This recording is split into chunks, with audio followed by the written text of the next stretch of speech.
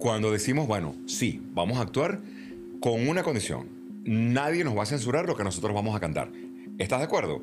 Estoy de acuerdo. Puedes poner a la gente a bailar con una letra que está diciendo un poco de verdades. El disco es autocensurado. La disquera CBS no era solidaria con los conceptos emitidos por la banda. Nosotros somos la generación del descontento, la generación de la desconfianza, la generación de la confrontación. Habíamos tenido amenazas reales, de esos que llaman incitación al odio.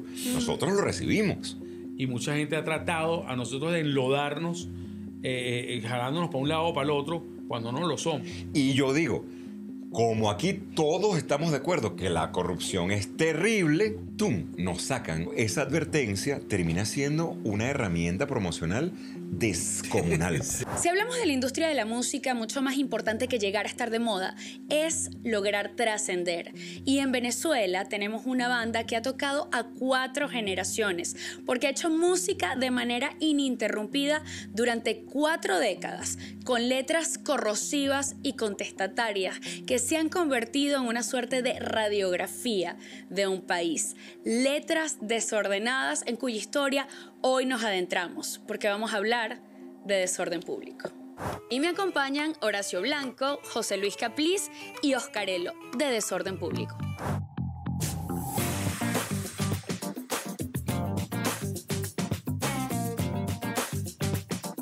El podcast de Rocío es presentado por Un Pelo Pantene lo dice todo.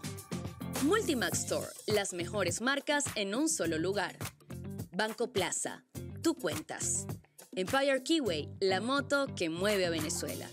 Furlois, aprende inglés para un mejor futuro. Lemo, deja que tu outfit hable por ti. Para mí un honor que en el marco de este cumpleaños 40, los primeros 40 años de la infancia, me regalen un ratito para repasar otra vez esta historia. Me faltó uno, pero bueno, buenas razones lo distancian de este podcast hoy. No importa, hablaremos en su nombre. Bienvenidos. Bueno, sí, ha sido un trabajo de más de una vida, porque son 4 vidas. Nosotros venimos afortunadamente de una cultura distinta, de un tiempo en el cual los álbumes eran los libros que escribían unos autores, en este caso los músicos, y no éramos páginas que íbamos soltando al viento. No, era un concepto que tenía un principio y un fin, tenía desde un prólogo hasta un epílogo, y había todo un desarrollo creativo, había una justificación del momento en el cual se encontraban los que formaban pues ese proceso de creación que es un álbum. Y me gusta muchísimo que nosotros pues podamos conmemorar estos 40 años, no solamente haciendo una retrospectiva de sí, ese montón de álbumes que grabamos y que hemos dejado para el tiempo, ya veremos qué pasa con ellos, sino que además lo hacemos con mucha vitalidad, con mucho vigor, repito el término creativo, mucho empuje, muchas ganas. Nos viene una gira fantástica, una gira que, bueno, pudiera tener el remoquete de mundial, gira mundial. ¿Cómo nos vamos a sentir si no sumamente contentos? Claro, y satisfechos, porque cuando tú sabes que has hecho las cosas bien, o sea, que elegiste el camino recto de la vida, eso se tiene que sentir sabroso. Ya me decían que, bueno, el proceso creativo de hacer un disco ni me lo imagino. Siempre me he preguntado cómo era eso de grabar una canción en un estudio, ¿verdad? Y va todo bien y de repente al final te sale una parte mal. ¿Cómo es eso de sentarte y tener tu cancionero y decir, oye, esta no es tan buena, lánzala para el lado B? Supongo que era un proceso, además de intenso, largo. O sea, hacer un disco era una cosa larga. Era un gran esfuerzo, bueno, sí, la parte creativa, pero también la parte de inversión, porque era algo importante. La primera vez que nosotros como banda entramos real y formalmente a un estudio, no fue hacer un demo como hacen muchas bandas. Hoy en día puedes grabar, bien lo sabemos, en el estudio de tu casa, hasta con un celular. Puedes hacer algo relativamente decente y presentable. En aquellos tardíos años 80, cuando nosotros pues por fin entramos a un estudio, era ya a un estudio con toda la tecnología necesaria. De verdad que era algo, siento yo, que románticamente bonito de recordar. Pero sí, aquello, ya que tú preguntas, ¿cómo era en aquella época? Bueno, entrábamos a un estudio, grabábamos las canciones, se grababan, repito, en cinta de 2 pulgadas, o sea, era un soporte tangible, físico, no era data, data de una computadora, que se puede editar, manipular de 1000 maneras. En aquella época no. Lo que quedaba, quedaba. Y tenías que intentar quedar lo mejor posible, que quedara lo mejor posible. Claro. ¿Sabes que cuando uno graba un disco, uno hasta un punto consciente y hasta otro punto no tan conscientemente, sabe que eso que uno deje ahí registrado va a superar tu tiempo de existencia. Eso va a quedar para siempre. Y eso genera un cierto grado de ansiedad. Claro. Claro, porque esto tiene que quedar lo mejor posible, porque yo quiero que me vean un poco el ego ahí, ¿no? Un poco la función del arte que se parece a querer ser inmortal. Y uno quiere ser inmortal de lo más bonito posible. Y entonces uno, oye, esto me tiene que quedar bien, me tiene que quedar bien, tiene que salir bien. Y entonces, claro, cuando uno entra a un estudio, y perdón si estoy hablando mucho. No, vale, por favor, yo quiero saberlo todo. Cuando uno entra a un estudio, los ánimos de nosotros los músicos pueden ponerse complicados, ¿no? Algunos se lo toman más fiesteramente, otros nos podemos poner un poco nerviosos y esos nervios nos ponen antipáticos y nos ponen, bueno, complicados. Todo eso se vive al momento de un estudio y bueno, creo que ahí sí es como la constante de nuestra profesión. No, vale, eso es como un matrimonio, yo me imagino, y ustedes son un largo matrimonio, que ya me dirán cómo lo lograron, porque cuántas bandas no han fracasado en el intento, ¿no? Porque eso de mantenerse haciendo música y remando en la misma dirección cuando tú vas madurando, cambiando, te conviertes de pronto de adolescente en adulto y entonces quieres también hacer familia y quieres viajar y quieres otras cosas en la vida. ¿Cómo es que la música llega a ser tan protagonista que tú dices, ok, quiero todo esto, pero no quiero abandonar lo logrado hasta aquí? Me lo dicen ahorita. Yo amo las herramientas de calor para el cabello, pero siempre hay un pero, el daño. Esto cambió gracias a la nueva línea de productos Pantene Keratina, repara y protege. Shampoo, acondicionador y crema, todo sin sal y con el sello de calidad incomparable de Pantene. Yo necesito remontarme al principio porque yo soy así. Los periodistas somos unos cuentacuentos y a mí me encanta siempre rememorar cómo empezó todo. Que yo quería sumar algo a lo que decía Horacio. Nosotros particularmente de Desorden, esto que decía del demo, nosotros ensayamos muchísimo. Antes de grabar un disco ensayamos muchísimo para ir lo más afilado que podíamos. No siempre se hacía porque habían artistas que iban con una canción, una guitarra, se la daban a un arreglista y le montaba todo, orquesta, baterías, toda la instrumentación. Pero nosotros no, nosotros nos gustaba hacer nuestra cosa orgánica. Sí, nos gusta. Nos gusta ser nosotros y súper afilados. Y nosotros no, o sea, no somos, porque esa es otra, que hay maneras de grabar. O sea, hoy en día, yo imagino que bandas como Raguayana, bandas como O'Kills, o sea, hay bancos de baterías, o sea, tú sacas eso de internet, entonces tienes la mejor batería del mundo sonando ahí, y las amplias, la lupeas y tal. Desorden nunca ha hecho eso. Desorden siempre ha sido a la vieja usanza. O sea, el baterista está tocando, el percusionista está tocando, el bajista también. Y si se pelan, otra vez a grabar, otra vez a repetir, así hasta que la cosa quede bien. Cosas que a lo mejor algunos artistas nuevos dirán, bueno, qué dinosaurios estos panas. O qué auténtico, ¿sabes? O Sí, qué talento de verdad. Porque bueno, el talento es prefabricado. Pero no solo lo ves en estudio de grabación, lo ves también en vivo. O sea, tú ves todas esas cosas que están pasando ahorita y tú ves a, no sé, una Taylor Swift o a una Dua Lipa y tú ves la chama pegando brinco y tú dices, pero es imposible que no jade ni un momentico. Y aquella canción impecable y tú dices, ya. No lo sé, Rick, parece falso. Exacto. Yo siempre me preguntaba eso. ¿O hago cardio o hablo? Sí, entonces bueno, lo que pasa es que han acostumbrado a una generación de público que le gusta ver ese show perfecto como una película, como una comiquita que vieron ahí, che, oye, qué fino, qué bonita se ve, qué fino como brinca y tal. Pero nadie se fija en que son seres humanos y que los seres humanos tienen que... Orgánica. Igual cuando entramos a un estudio que dices que decías del susto. Ajá. Por supuesto, estás ensayando con los panas y cuando te toca un estudio vas tú solito, poco gente así viéndote, sobre todo cuando empezamos, pues primera vez que grabamos un disco y todo el mundo curioso. Entonces tú ves a todos los panas ahí, tú con el audífono así, ese frío, te ponen el click, la música de base y tú empiezas, ves a los panas así. o así. Bueno, coño, no, tú, coño, Qué presión, ¿qué estarán hermano, qué diciendo? presión. ¿Qué estarán diciendo? Sí. Les decía que me encantan las historias y me gustaría volver al inicio porque estaba un poco curioseando cómo se unieron, ¿no? Y creo que la cosa va por acá. Ustedes dos son como los primeros que se encuentran por cosas de la vida, porque tu hermana tenía un novio que jugó un papel en ese destino. Pero hay una historia que no la entendía del todo porque yo decía, Venezuela era así. Creo que tú estabas en una tienda de discos. Daniel. ¿Era Daniel?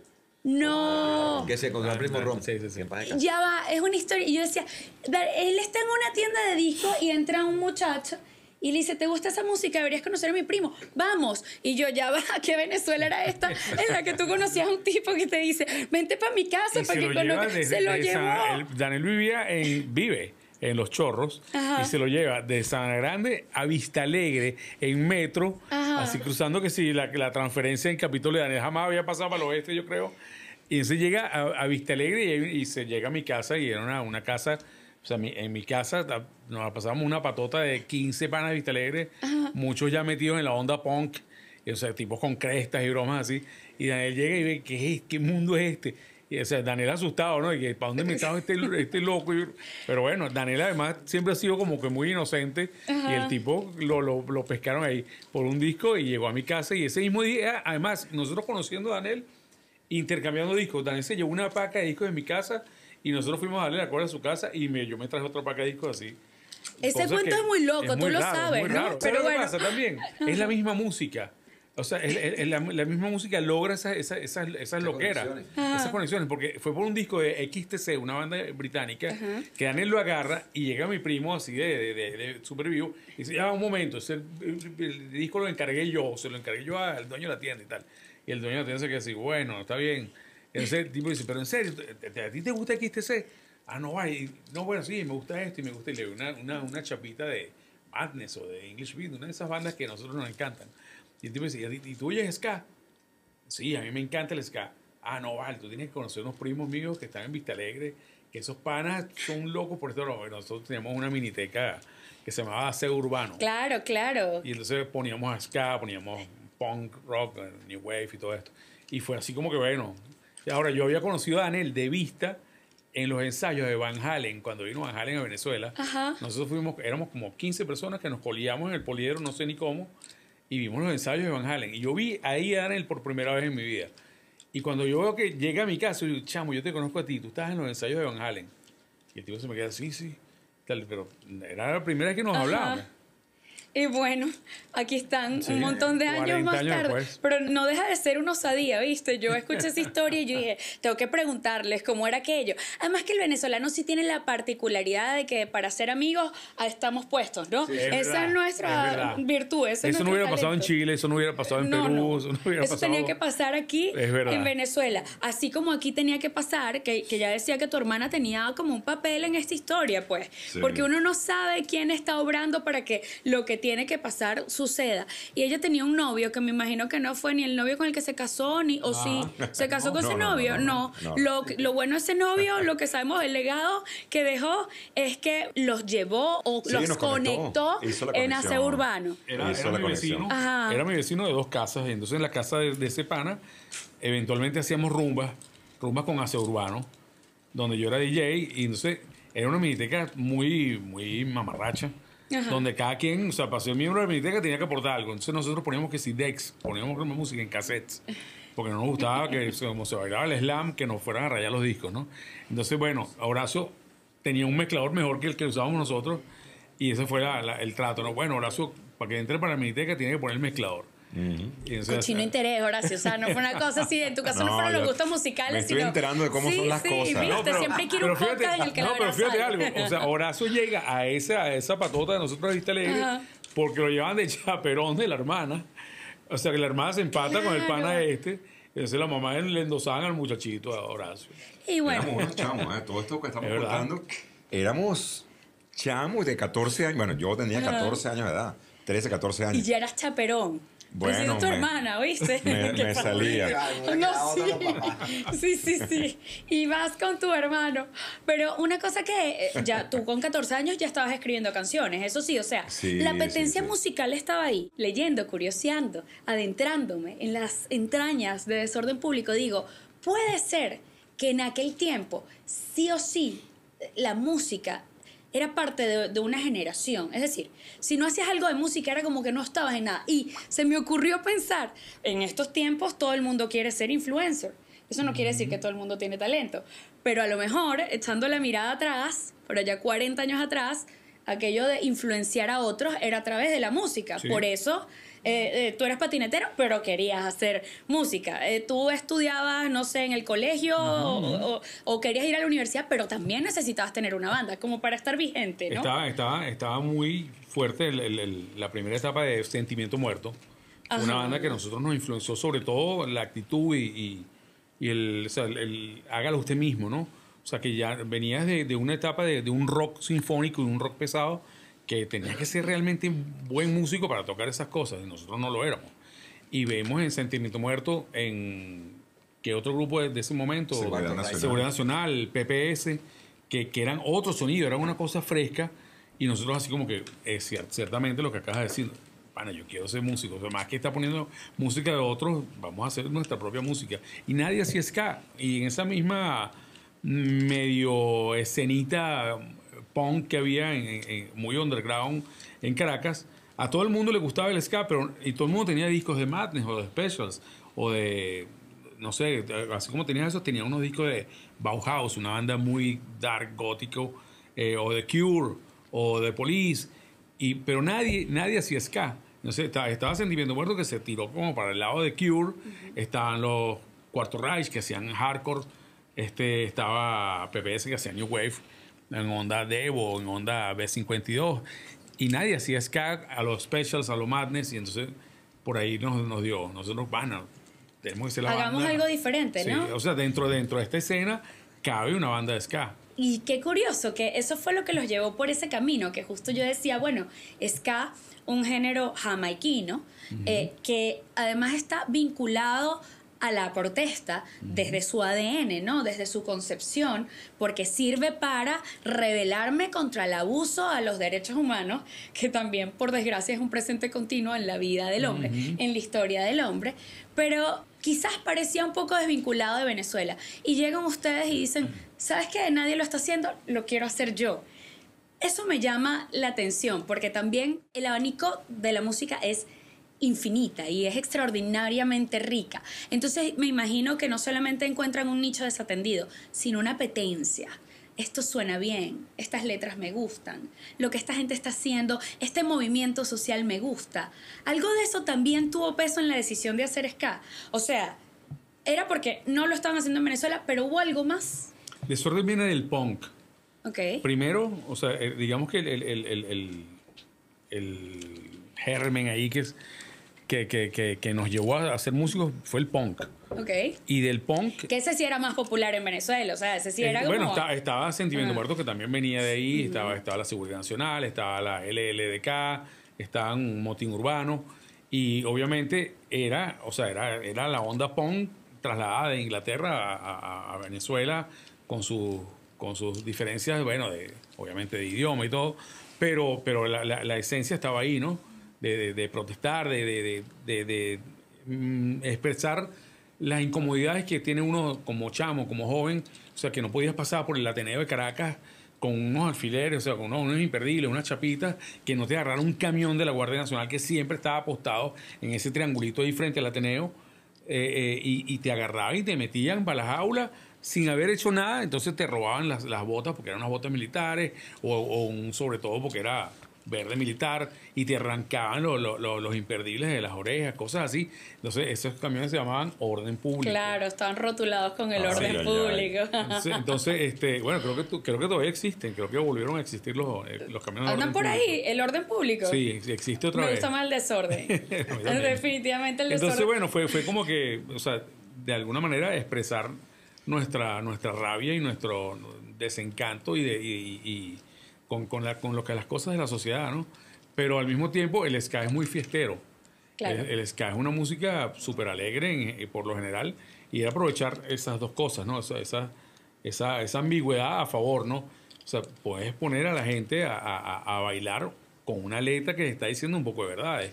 Y bueno, Allá Cayó pues, es un gran ejemplo de eso, ¿no? Allá cayó, allá cayó, allá cayó, allá cayó. Son 3 crónicas horribles de policiales, de crímenes que encontrabas en los periódicos aquí y los llevas con una música más fiestera imposible. A ponerlos a pensar sin que se den cuenta de que están pensando. Eso me gusta, porque es lo que hace el humor también, es lo que hace el arte, es audaz.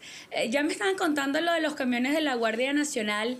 Yo no sé quién fue el que volteó a ver ese camión y tampoco estoy segura de que el nombre venga de allí, ¿no? Tú eres el orden público, yo voy a hacer el desorden. No, viene de Pero ahí. sí, Viene de pero ahí. fue, digamos, por un contexto social o les pasó una anécdota con un guardia nacional en ese momento.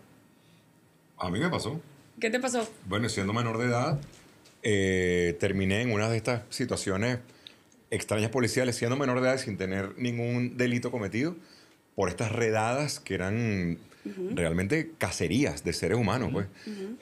Terminé pasando una noche preso en En el recreo. en el recreo. Eso se llamaba, ¿cómo no? Una jefatura. Jefatura.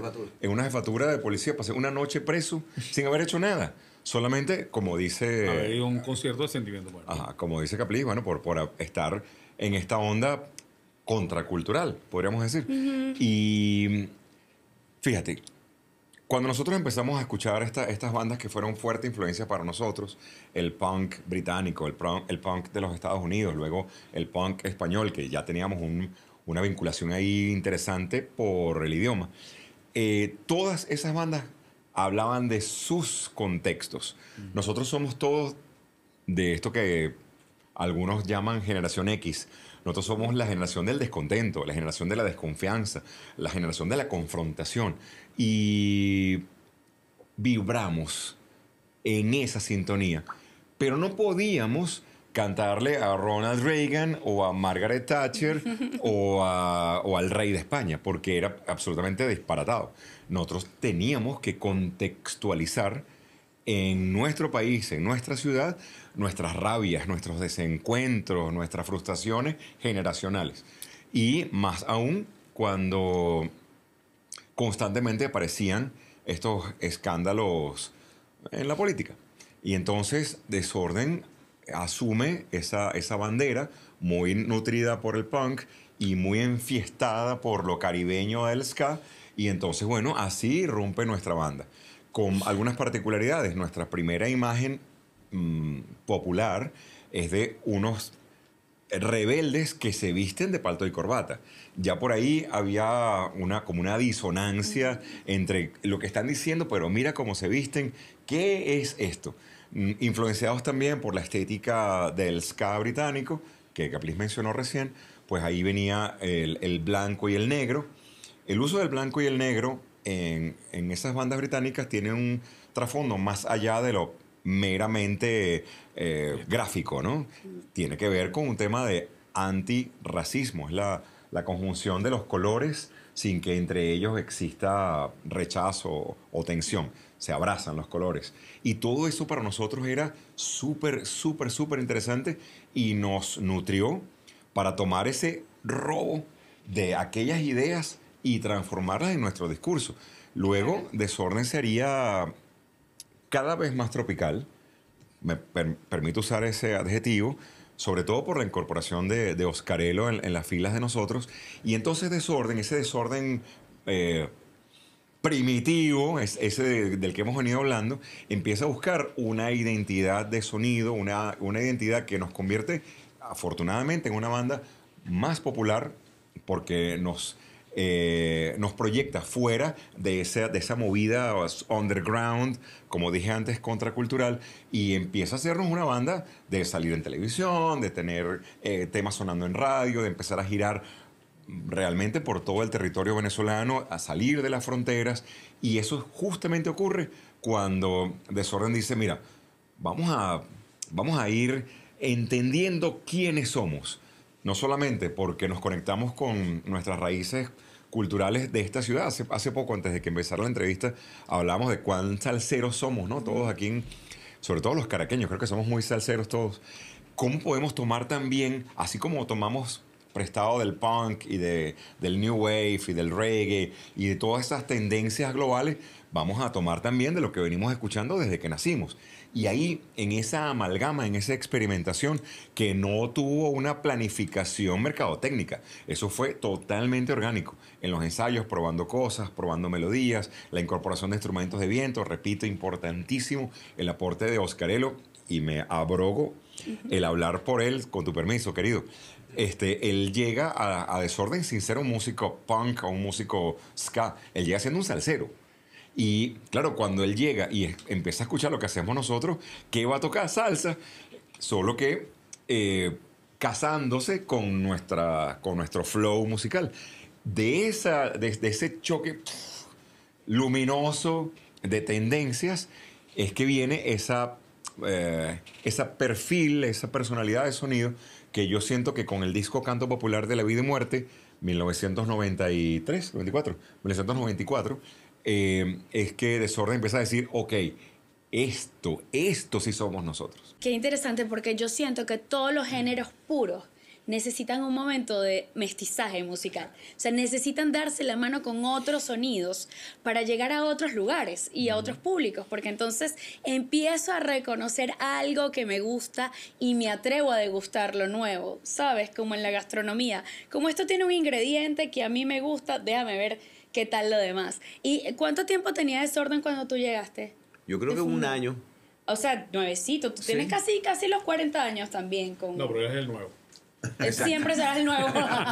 Pero el viejo. Lo siento. El menos joven. Por los 5 minutos tarde que llegaste, así de lapidario son aquí. Así me pasó. Bueno, para que tú Yo veas. no venía de ese mundo del punk, yo venía de otra cosa, Ajá, del lo tuyo era vacilón, latino, lo tuyo el era bolero, el guaguancó, todo eso, afrovenezolano, africano y todo. Y cuando llego yo, ¿qué es esto? ¿No? Ajá, pero ¿y cómo caíste ahí? O sea, Porque yo sí había tocado en grupos de música bailable, bolero, pasodobles, porro y cosas de esas.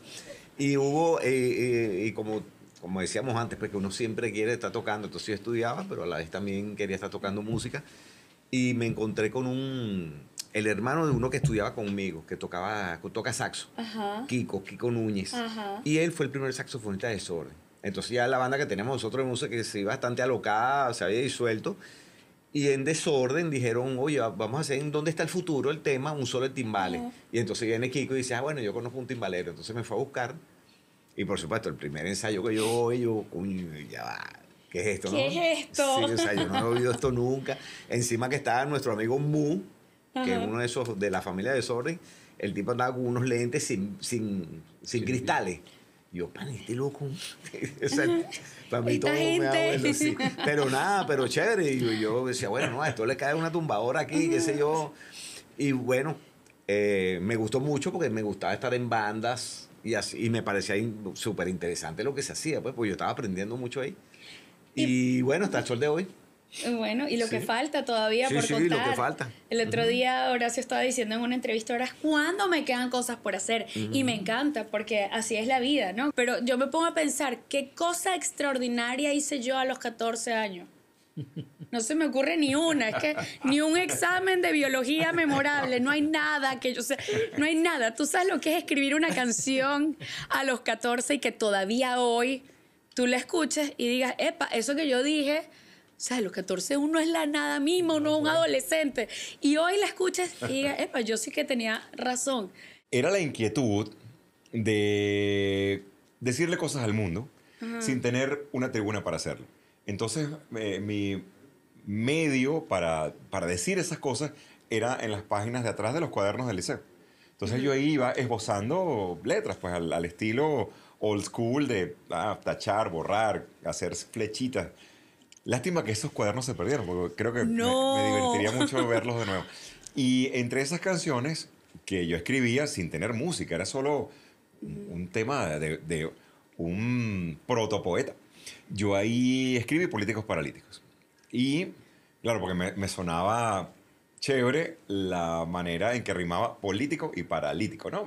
Mira, tiene musicalidad, me hace clic.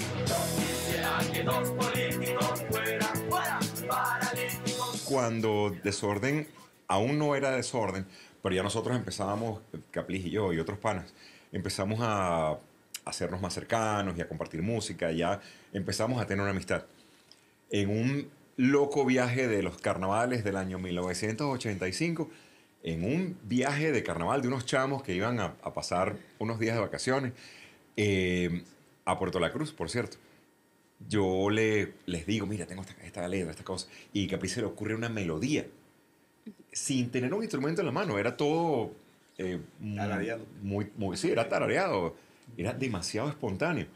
Y con la música que propone Capriz y con la letra que tenía yo, nace, todavía sin existir el nombre de Desorden Público, la primera canción. Era una Venezuela, siempre ha sido un país efervescente, el nuestro, para bien y para mal. Hemos tenido de todo, lo mejor y lo peor del mundo ha estado aquí.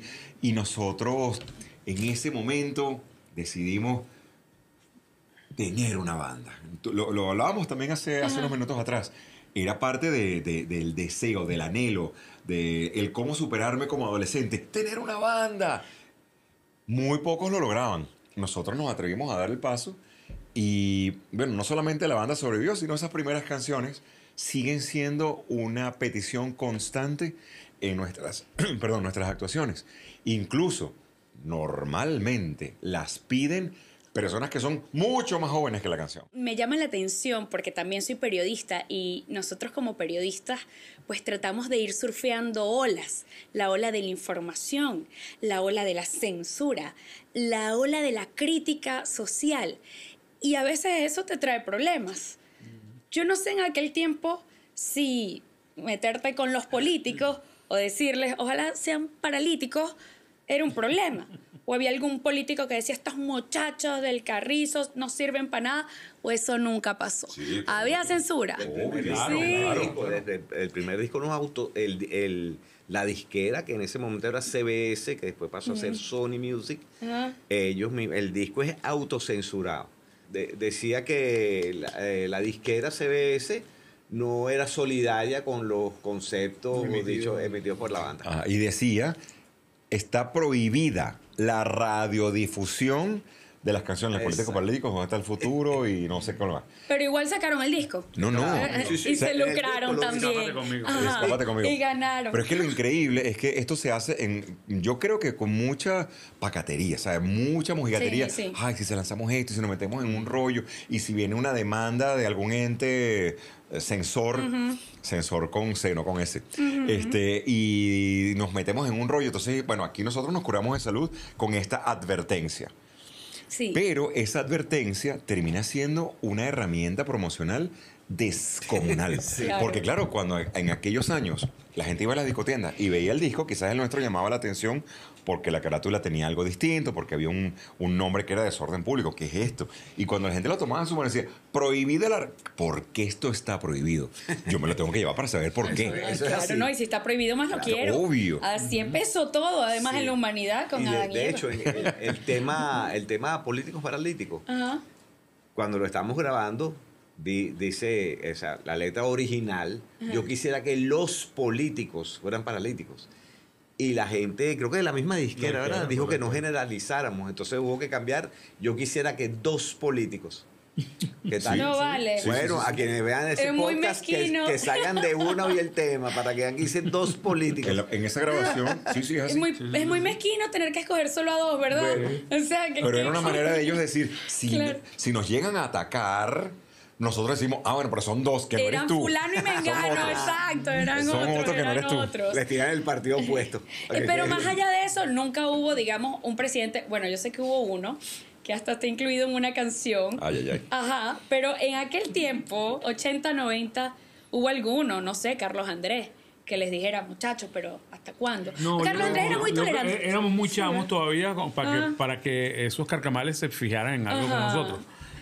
Pero sí recuerdo algo de censura que para los comunistas éramos muy Ultraderecha. adecos a ultraderecha. Ajá. Y para los ultraderechas éramos súper comunistas. Y recuerdo una vez que Siempre ha sido así. Sí. y recuerdo que una vez hubo el chance, había no sé qué evento en Curazao, una de estas islas del Caribe cercano, y estábamos postulados para ir y era algo que pagaba el gobierno. No sé si era con Beneturo, no eran esas que nos llevaban. Y la última excusa fue así, como, no, esos tipos sácalos, esos tipos son comunistas. Eso fue en el tiempo de Lucinchi, creo. Odiados por unos y por otros, pero amados que, por el país y por el público. Bueno, esas son las sensibilidades políticas, ¿verdad, muchachos? Pero está bien, cuando uno quiere hablar. Y un periodista que salió a defendernos a capa y espada fue Juan Bené. ¿Ah, sí? Sí. ¿Y qué hizo a favor de ustedes? Hizo una columna defendiéndonos. Pero fue porque una periodista en el Últimas Noticias o El Mundo, uno de los dos de la cadena Capriles, nos tiró peste en una columna, nos dijo que éramos unos imitadores. Algo que nos dolió demasiado fue que se copian de hombres G. Ay, por favor. En el uso del hombre facilista. Favor. Nosotros detestábamos hombres G. Y todavía no es que nos guste, ya bueno, haya el que le guste. Pero para nosotros era realmente ofensivo que nos dieran que nos copiábamos de hombres G porque usábamos groserías, porque usábamos palabrotas. Nosotros, nosotros hablamos así. O sea, nosotros no estamos maquillando la manera de expresarnos. Y entonces, bueno, la tipa se fue y que no, que estos tipos usan un lenguaje facilista y creen que por decir grosería las canciones van a ser mejores. Algunas tonterías de esas.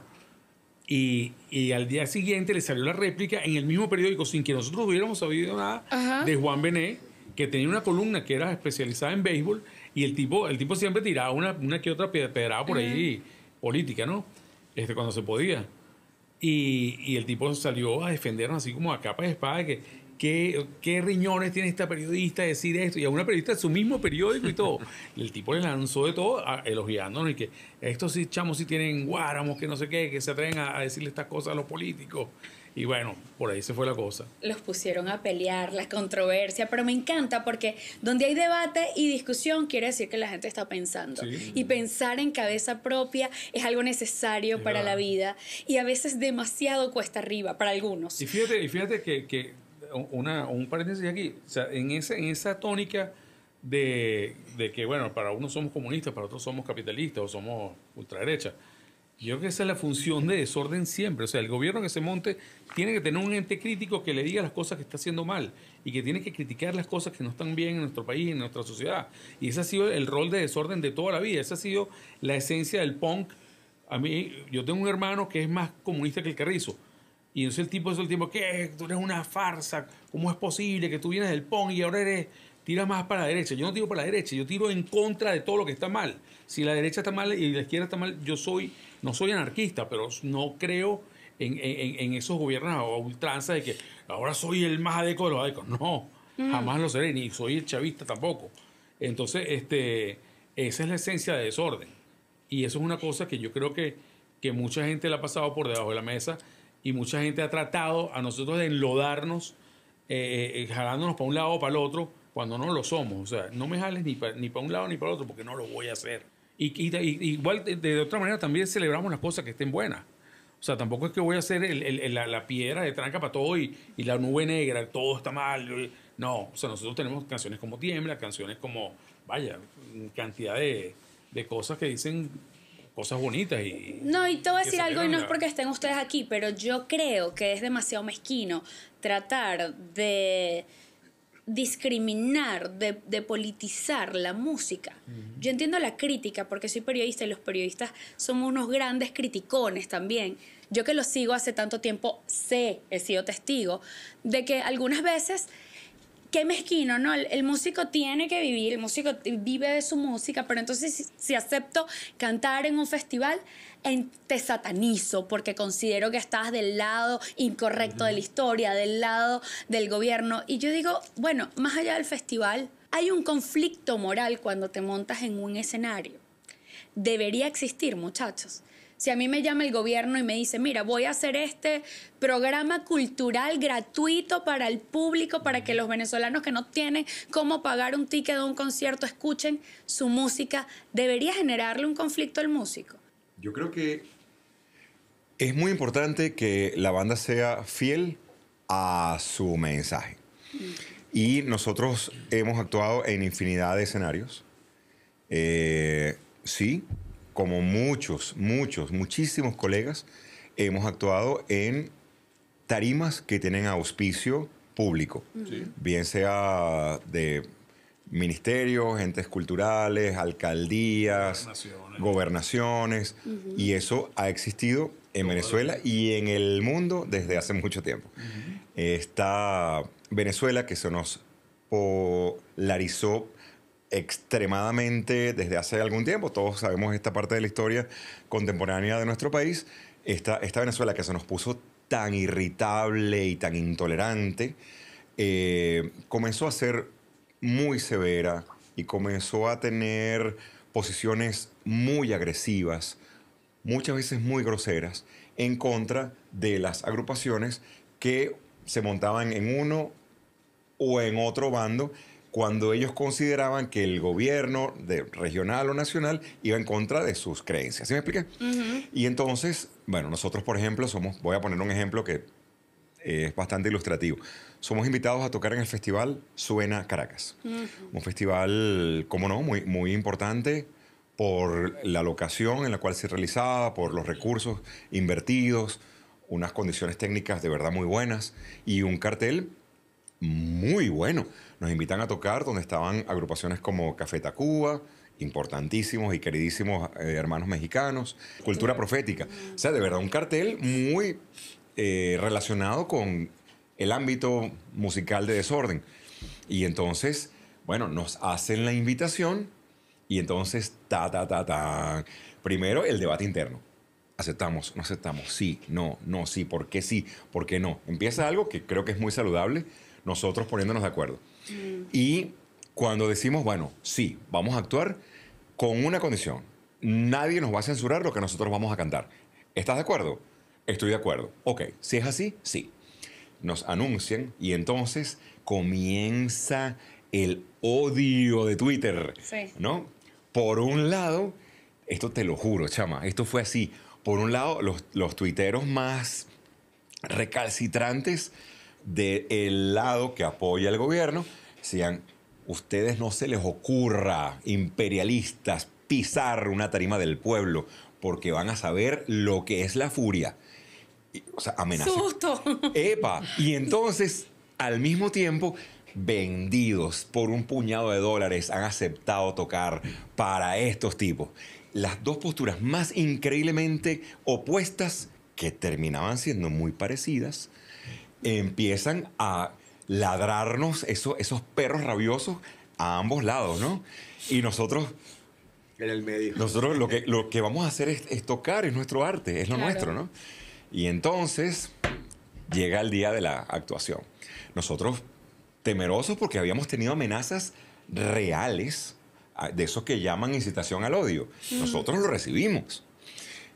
Vamos a hacer nuestro concierto, nos montamos en esa tarima, había una cantidad muy nutrida de público, yo creo que más de 20,000 personas. Además, un lugar muy bonito de la ciudad, como es el centro ahí donde está la plaza de Diego Ibarra. Y bueno, hacemos nuestra actuación. Pero como habíamos tenido el compromiso de que nosotros cantaríamos lo que quisiera y que nadie nos iba a censurar, pues nosotros vamos con todo. Y hacemos una canción, vamos a decir que estrenamos una canción llamada Todo está muy normal, que desde una posición poéticamente muy punzante, utilizando la herramienta del humor negro y el sarcasmo absoluto, muy propio además de nosotros, los venezolanos caribeños, nosotros decimos, pero ¿cuál es? O sea, la canción dice, no te preocupes, que todo está perfecto, todo está muy normal, alegría, felicidad, todo está muy normal. Esto dicho con toda la sorna del mundo. Estrenamos esa canción, pero justo antes de presentarla, digo yo en el micrófono, ese concierto estaba siendo transmitido por la Red Nacional de Medios Públicos, amén de la cantidad de personas presentes. Y digo yo, bueno, esta canción que vamos a hacer a continuación le planta cara a la problemática de la corrupción. Días antes, el gobierno central había expuesto que haría una campaña en contra de la corrupción. Lo habían dicho desde el gobierno más alto. Y yo digo, como aquí todos estamos de acuerdo que la corrupción es terrible, no estamos de acuerdo. Creo que todos estamos de acuerdo. Bueno, esta canción va para allá. Y entonces, cuando yo suelto esa perla, ¡tum!, nos sacan de la transmisión en vivo. Al ocurrir esto, Bueno, ya eso es un acto de censura clásica. Claro. Directa. Estamos tan de acuerdo. Estamos todos tan de acuerdo. Al ocurrir esto, bueno, empieza una bola de opinión pública a través también de Twitter, donde comienzan a solidarizarse con nosotros, porque habíamos sido objeto de censura. Los que, me imagino que algunos de los que nos odiaron por las desquiciadas razones antes expuestas, ahora decían, y entonces me acuerdo que la gente decía, bueno, si ya los conocen, ¿para qué los invitan? Empezaron a ser abogados defensores de nosotros. Yo recuerdo que cuando terminamos ese show, yo entré para el camerino contento porque el show había estado bueno, prendo mi celular y cuando prendo el celular, ping, ping, ping, prr, o sea, cuando te llegan 5,000 mensajitos, y yo, ¿pero qué es esto? ¿Qué pasó? Y empiezo a ver que Twitter se había convertido en una vitrina descomunal para nosotros. Fue uno de los picos de popularidad más altos que hemos tenido en años recientes. Resulta que y ya con esto termino el cuento. No, vale, el cuento está buenísimo. Pero creo que da lugar porque estamos hablando de eso. Quiero escucharlo todo. Ajá. Y entonces comienza pues el tema, nos lleva a ser trending topic como por 72 horas, que es bastante, ¿no? Qué desorden, que cantó esta canción, que lo censuraron, que sí, la cosa llega hasta Miraflores. Y entonces el jefe de Estado, que está haciendo una alocución de las que usualmente hace como un recuento del Suena Caracas. Yo no estaba viendo eso. Yo estaba haciendo mi vida normal. Yo trato de no ver tanto las cadenas. Y me llama un pana. Me llama el teléfono y yo, Pachamo, ¿qué pasó? Y me dice, ¿puedo decir lo que me dijo? Claro. Marico, te están nombrando el presidente. Y yo, ¿qué pasó? ¡Qué miedo, hermano! ¡Qué susto! Entonces, claro, yo no alcancé a verlo. Yo no alcancé a verlo porque, ¿sabes? Algo que ocurrió en el tiempo presente y no me dio chance de sintonizar la cosa. Pero resulta que Nicolás Maduro dijo, bueno, esta banda de rock de los años 90 que cantó sus canciones en contra de lo que está mal hecho, bien hecho, que sigan cantando a lo que está mal. También se puso de nuestro lado, a favor del mensaje emitido. Pero nosotros no íbamos a perdonar esa bombita tan mágica que nos cayó en las manos. Entonces, cuando grabamos formalmente la canción, todo estaba muy normal, esa que generó toda la polémica. Claro. Tomamos prestada, muy respetuosamente, las palabras del señor Nicolás Maduro y las pusimos en la grabación. Y entonces los que escuchen en nuestro álbum Bailando sobre las ruinas, la canción Todo está muy normal, van a escuchar que la canción comienza y luego termina con las palabras. Y sí, la canción resultó en aquel momento y todavía sigue siendo una canción poderosísima de ejecutar en vivo, ¿no? Porque la canción tiene mucha fuerza, musicalmente hablando, porque la poesía es muy confrontativa, además utilizando el humor, como también te lo dije, y además por este ingrediente adicional. Saliéndome un poco como del hilo de la conversación, pero no puedo evitar preguntarles, ya que nos metimos en estos terrenos. Una canción hiere susceptibilidades. Es así. ¿Te guste o no? Pasa cuando de pronto estás escuchando algo que a lo mejor ni siquiera es para ti, pero te sientes aludido y tú dices, epa, como que están hablando de mí y ni te han nombrado. Eso puede pasar. Y pasa con Veneca, de Raguayana. Y a mí me llamó eso mucho la atención. Es poco lo que lo he tertuliado con un músico, pero esa canción pareciera que no solamente fue menospreciada por un grupo, sino que implicó que la agrupación no pudiera realizar una gira de conciertos aquí en Venezuela. Y ustedes como colegas músicos, que puede gustarles o no la música de Raguayana, pero viendo un escenario como ese, ¿hay una opinión, hay una reacción? Sí, claro. ¿Qué se siente? Impotencia. O sea, yo me pongo del lado de los chamos y me parece de verdad un acto bien cruel lo que les hicieron. No solamente a ellos, a un poco de gente que incluso te aseguro que había mucha gente pro gobierno que tenía sus entradas compradas para ir a esos dos conciertos que además fueron unos llenazos increíbles. O sea, iban a ser o sea, de 10,000 personas que se agotaron las entradas así en los campos de la Universidad Simón Bolívar y todo el mundo estaba enfiestado. Me parece muy torpe haber en unas navidades haberle tirado ese balde de agua fría a todo un país, porque esos chamos ya son un fenómeno nacional, un fenómeno que va mucho más allá de Venezuela incluso. O sea, ¿quién no oye Veneca? ¿Quién no oye las canciones de Raguayana? Raguayana ha llegado a un momento que fíjate, tienen hasta un nuevo cumpleaños.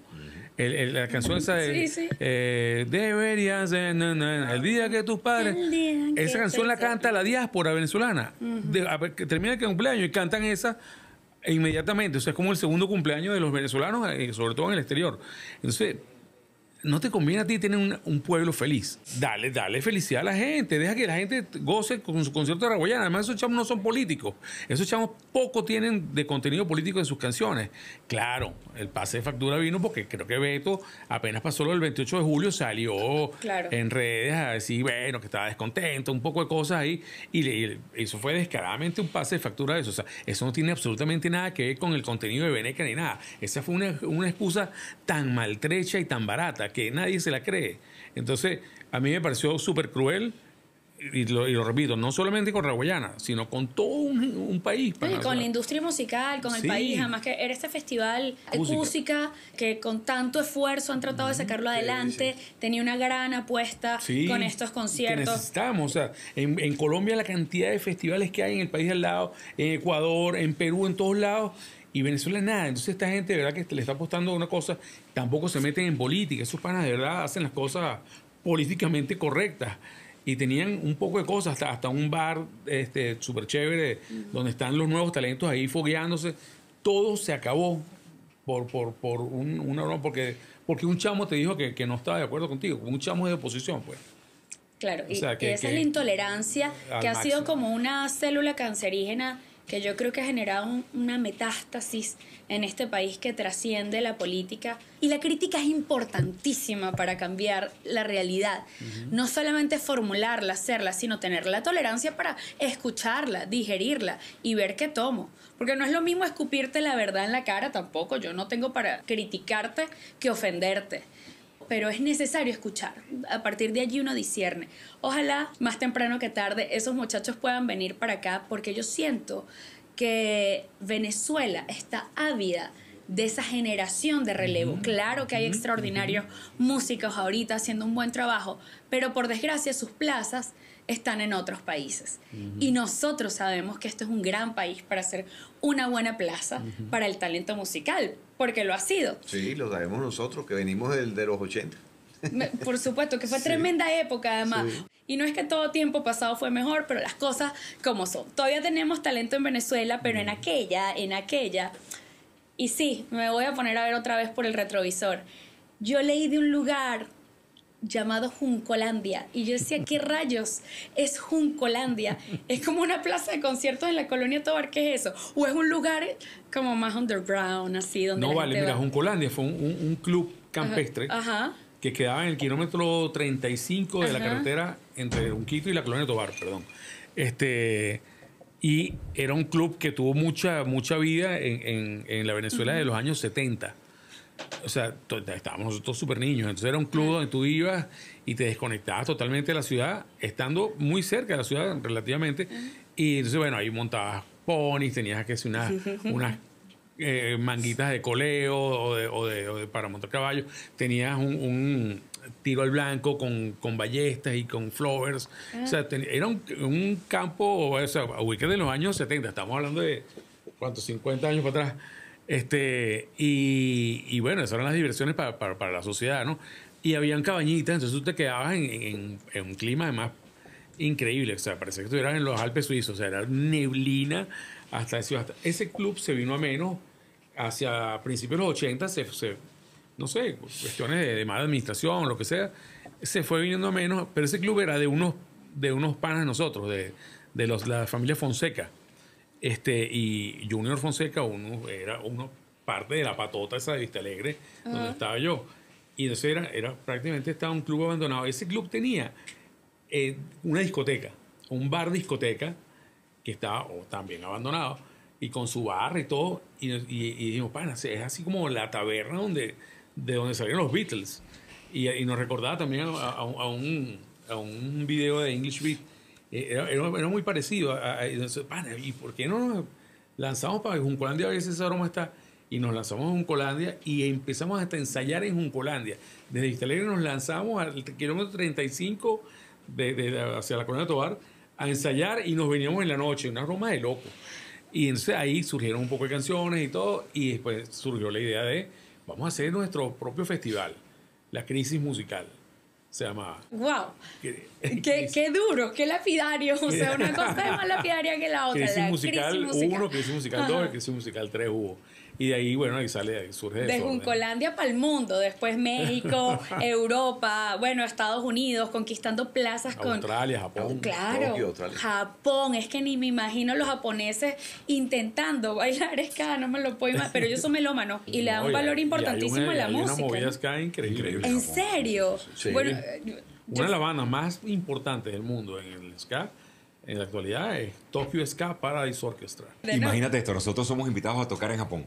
Vamos a un festival al aire libre en un campo lindísimo frente a un lago y detrás del escenario el monte Fuji, así, a nuestras espaldas. El volcán ese. Y en esa manera tan bonita, respetuosa de la cultura japonesa, ellos colocan el escenario como una especie de caja sin tapa trasera, de modo que el público veía a la banda y veía enmarcado lindamente su montaña sagrada. Sagrada. Y nosotros tocando en ese lugar tan alucinante, tan extremadamente lejano cultural y geográficamente de nosotros, y poniendo a esa montón, a esas miles de personas que habían asistido a ese festival a bailar nuestras canciones. Esas canciones que nosotros, algunas, que ensayamos en Juncolandia. O sea, es una elipsis, es un salto cuántico, Claro. ¿no? De cómo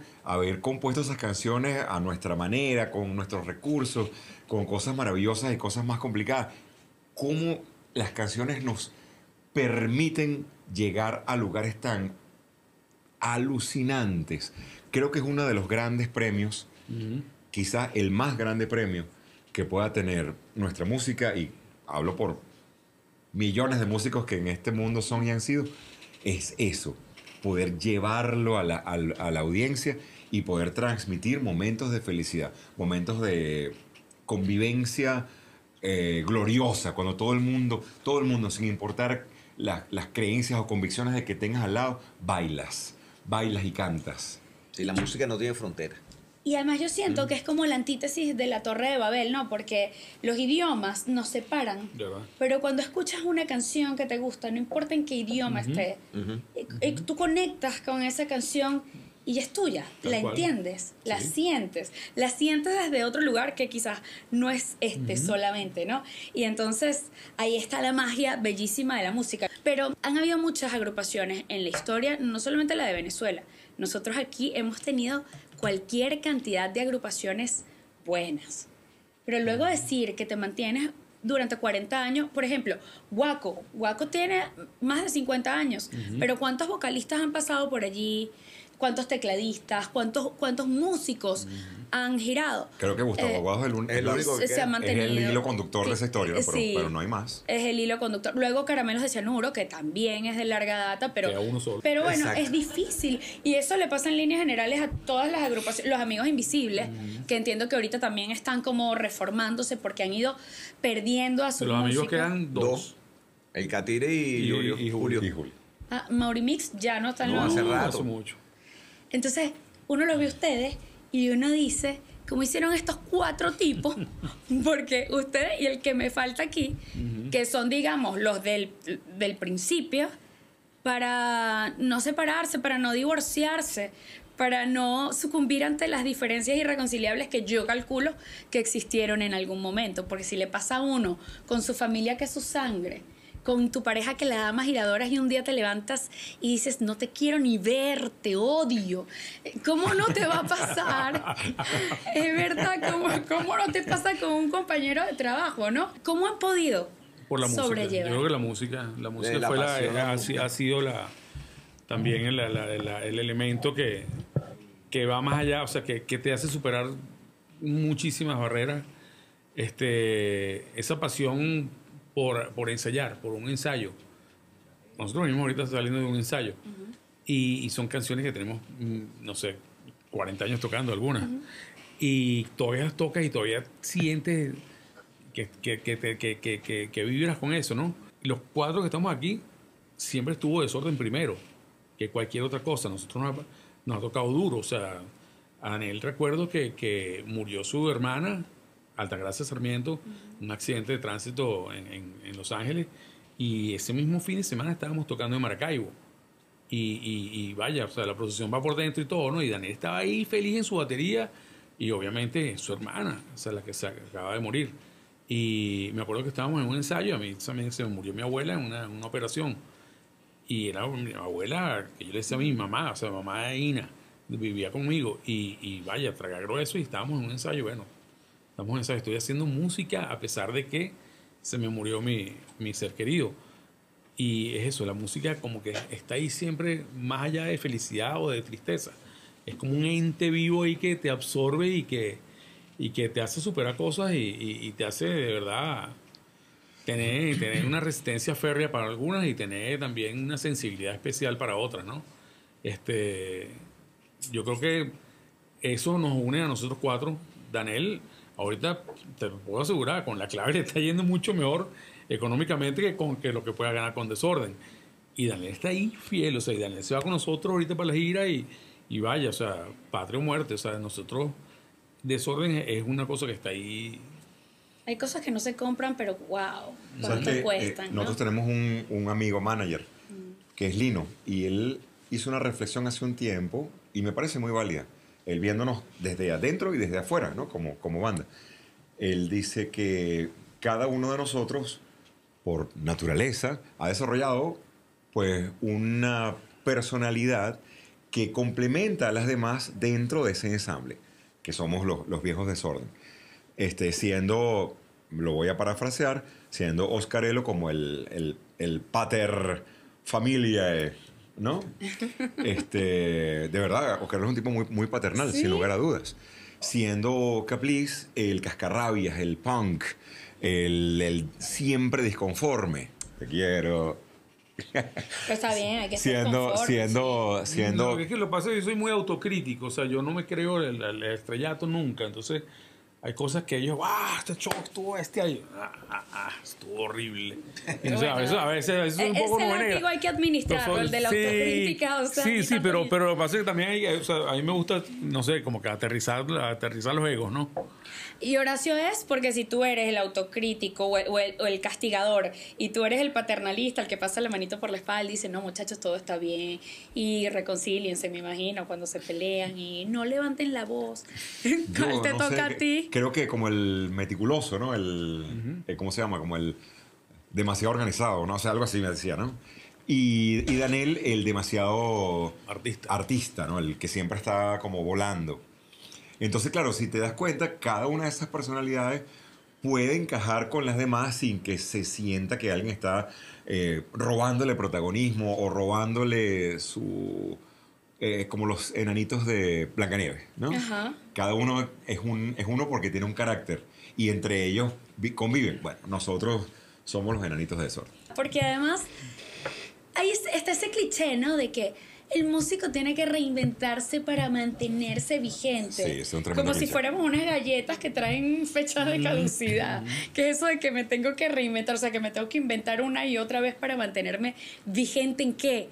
Nos toca nadar en esas aguas.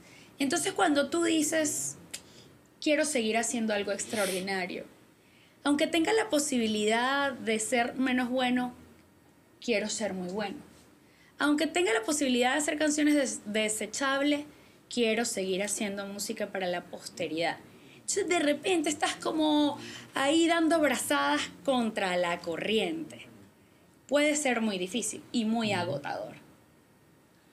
¿Qué hace uno para avanzar contra la corriente, para no tirar la toalla? ¿Y cuál es el público que se convierte en tu gran tabla de salvación?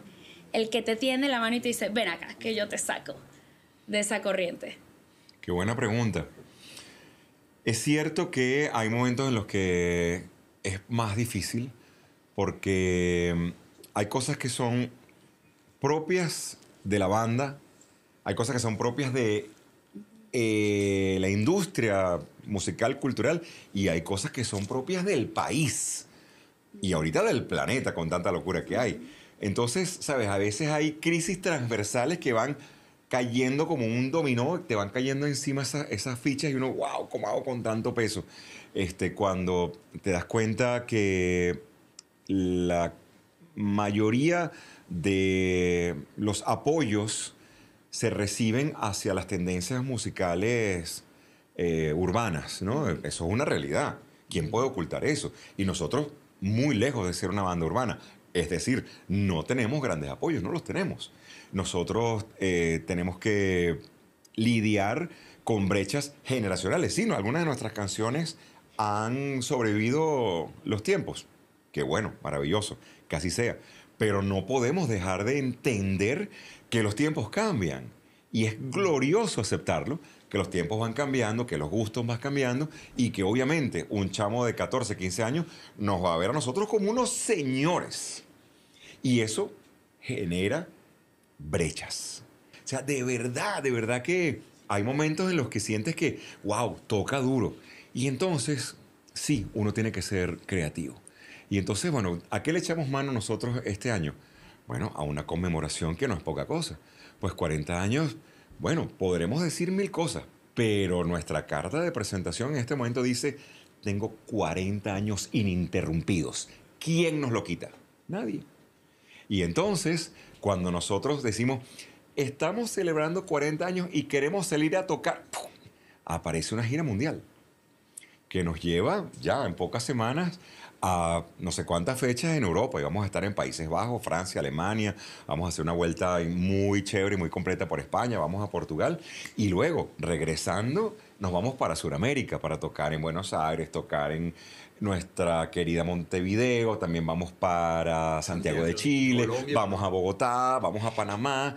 Y todo eso sin haber hecho mayor cosa que nuestra constancia. Y claro, siempre presentarnos como una banda vigorosa, con todos los bemoles y los sostenidos, pero siempre vigorosa. Y Venezuela, nuestra querida Venezuela. También vamos a hacer conciertos de aquí, obviamente. Y entonces tenemos la licencia para informar en este prestigioso podcast que el día 26 de julio vamos a tener una actuación gratuita y masiva en el municipio de Chacao, en la Plaza Altamira. Y el 26 de julio no es cualquier fecha para nosotros, porque el 27 es el día que cumpliremos 40. O sea, en la víspera, justo el 26, y esto por razones, bueno, logísticas, el 27 es un domingo y les cuadra mejor hacer un sábado. Está bien.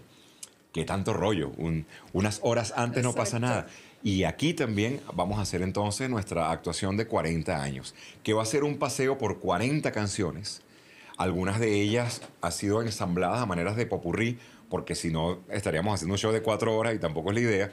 Y nosotros vamos a presentar desde la primera canción compuesta hasta la más reciente canción grabada de nuestras autorías en ese paseo de historias y conceptos y locuras. Ese espectáculo muy demandante para nosotros es de aproximadamente 2 horas y media. Y es lo que vamos a llevar para todos lados. Y entonces lo decimos con mucho orgullo. Bueno, rollos, bueno, sí. ¿Qué proyecto en la vida no tiene sus tropiezos y complicaciones? Pero nuestra apuesta es a seguir para adelante. Y por ahí se viene un disco. Lo hablábamos antes de arrancar el podcast y no quiero dejar de lado el hecho de que es un disco que viene con influencias musicales diferentes y siento que tiene como unos coqueteos salseros y eso me encanta porque ya decíamos que estamos como en el año de la salsa. A mí me dio mucho miedo con el reggaetón que la salsa desapareciera porque soy salserísima, me encanta. Antes me gustaba como la salsa vieja, ahora está la erótica, la salsa para planchar, para hacer el amor, me parece divina. Entonces quiero saber qué vamos a encontrar en este disco y por qué salsa. Bueno, Desorden ha tenido incursiones salseras desde hace mucho tiempo. Incluso desde antes de tener el segundo disco, aquel tema que se llamaba Sal de una vez. Eso es previo al primer disco. Eso es, sí, pero... Imagínate tú, o sea, antes del 88 ya Desorden tenía Unos rockeros una salseros, salsa. pues. Sí, y Ajá. recuerdo que era así como el shock así entre el poco de echamos medio punk, pero eso es una salsa. Sí, ¿y cuál es el rollo? Eso nunca tuvimos prejuicio con la buena salsa, ¿no? Además que siempre lo dijimos de toda la vida, así como influyente es un Bob Marley o un Joe Strummer en las letras de Desorden, también lo es un Rubén Blades. Siempre fue un maestro así espiritual y bueno, alguien digno de seguir, ¿no? En la canción La danza de los esqueletos hay una tomada prestada, una frase de Ismael Rivera, cuando dice el hombre bueno no teme Exacto. a la noche oscura, ¿no? Viene del hombre bueno no teme a la oscuridad.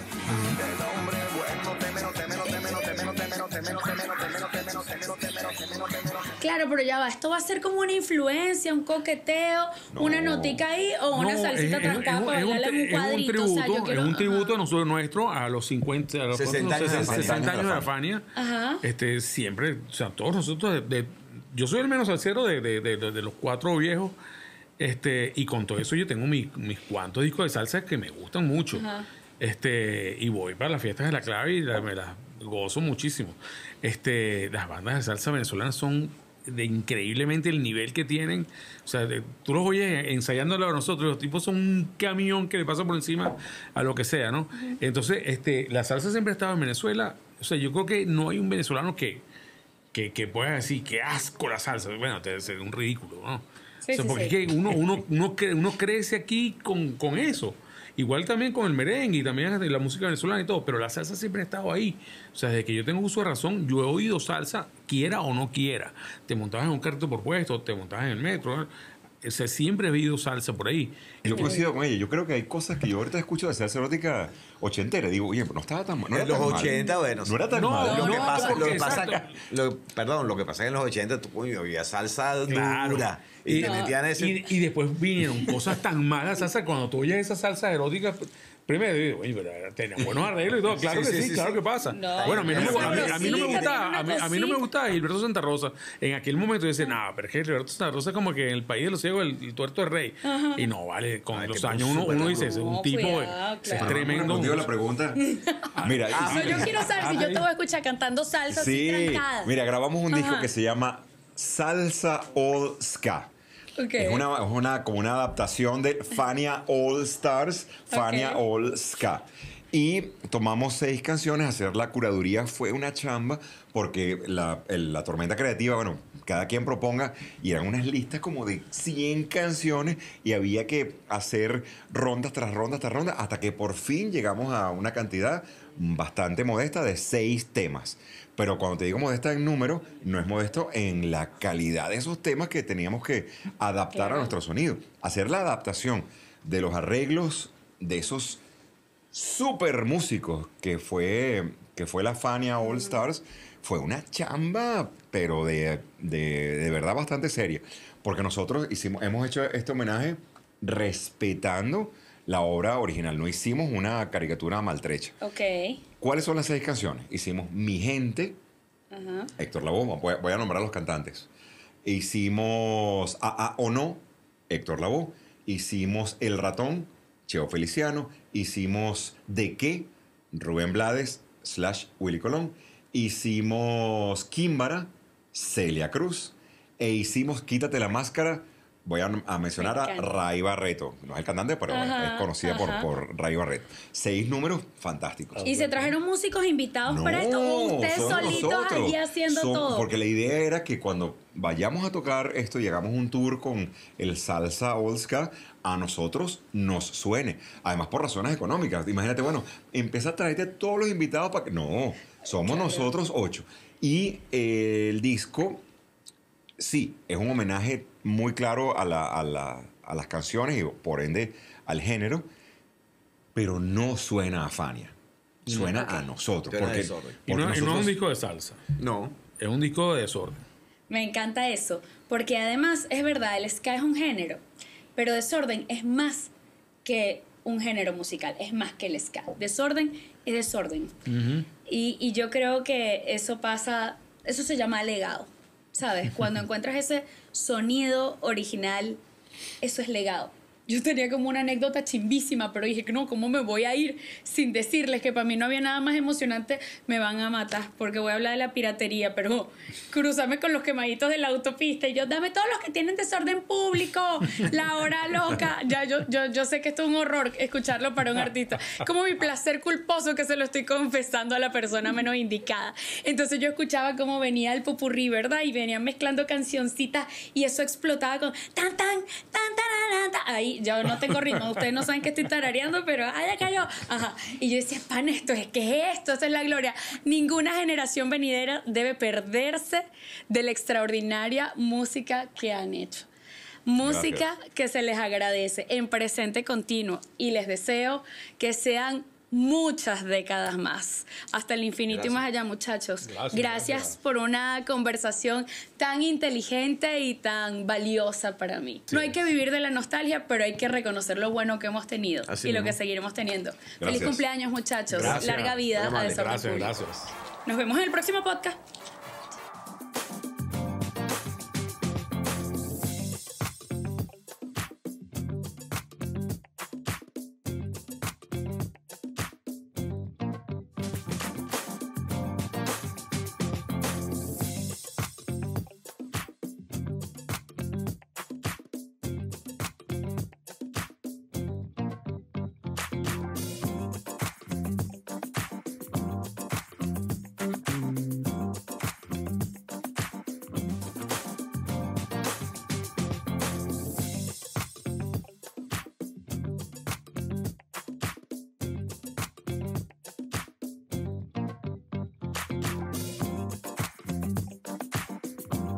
El podcast de Rocío es presentado por Un Pelo Pantene lo dice todo. Multimax Store, las mejores marcas en un solo lugar. Banco Plaza, tú cuentas. Empire Keyway, la moto que mueve a Venezuela. Furlois, aprende inglés para un mejor futuro. Lemo, deja que tu outfit hable por ti.